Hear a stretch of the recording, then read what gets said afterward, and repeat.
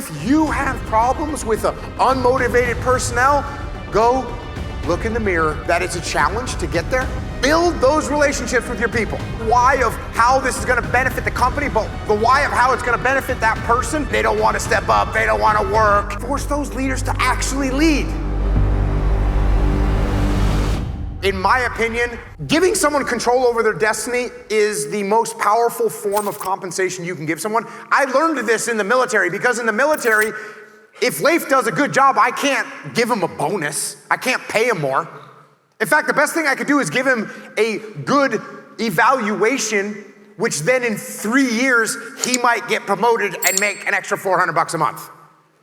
This isn't exactly a great way to reward people when they're doing well. Just doesn't work out. It's too far off in the distance. But what I do have control over today is how much autonomy I give Leif. So if Leif is doing well, I give him more autonomy. And I can take that principle and I can connect it to someone that is not motivated. Someone that doesn't want to really do their job. And I had this happen when I was at SEAL Team 2.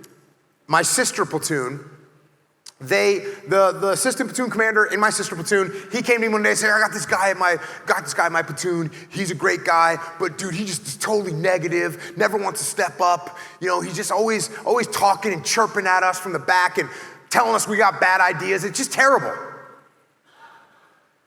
What do you think I should do about it? And I said, what you should do is you take that guy and you put him in charge of something. Put him in charge of something. And he's like, really? And I said, yeah. Trust me, if you put someone in charge of something, they will step up in most cases. And he said, okay, I'll try it. And so a couple weeks goes by and I had a trip and I left on my trip. When I came back, I saw that assistant platoon commander again. And he's like, oh, I need to talk to you. And I was like, okay, cool, what's up? And he says, you know, I tried what you said, putting that guy in charge. And things have actually gotten worse. He's become more negative. And I thought to myself, that's crazy. Like, I hadn't really seen that before. And as I was thinking about how crazy that was, I thought for a second, hold on. I said, hold on a second. What did you put him in charge of? Yeah, you guessed it. He put him in charge of cleaning the bathrooms on the second floor of the building. Terrible. Put somebody in charge of something meaningful. And in most cases, they will step up. Now, we give ownership. We explain the why, like I saw a lot of you doing during that role play. Not just the why of how this is going to benefit the company, but the why of how it's going to benefit that person. That's important as well. But what this ultimately boils down to is us as leaders. Us as leaders. And, you know, when people started asking me about different generations, you know, I hear about the millennials and they don't want to step up, they don't want to work, and people would tell me that.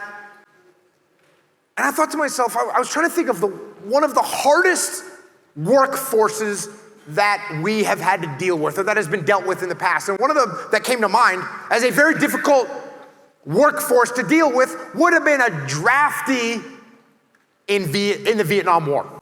You got someone that doesn't want to do this job, doesn't believe in this cause, doesn't want to be hot, wet, miserable, and doesn't want to risk their life doing a job that they don't want to do. And as I thought about these draftees in Vietnam, there's really two camps of feedback about how it was to work with those draftees. One of the camps is people that said, yeah, they didn't want to do anything, they had a bad attitude, that's why we lost, like all these kind of negative things.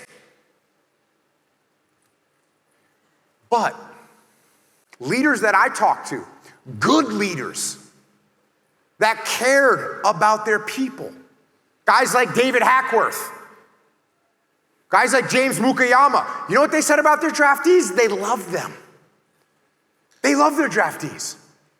Because yes, those draftees would push back. Yes, those draftees would ask questions. Yes, those draftees would want to understand why they're doing what they're doing. And you know what that forced those leaders to do? It forced those leaders to actually lead. So if you have problems with unmotivated personnel, go look in the mirror and get to work leading.